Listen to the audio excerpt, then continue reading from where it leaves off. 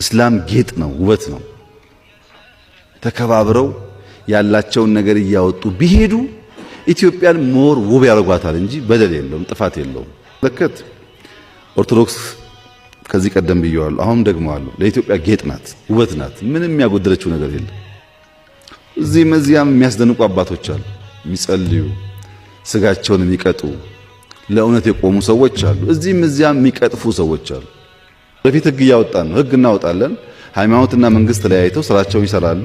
በቅርቡ ህጉ እንደሚጸድቅ ተስፋ ይደረጋል። ያኔ ሁሉም በህግ ይሰራል። አሁን ተቀላቅሏል። ያልተቀላቀለ ጉድ የለም።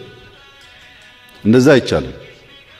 በእስላም ውስጥ ሆኖ በእስላም ተቋም ውስጥ ሆኖ ፖለቲካ ማራመድ ትክክል አይደለም።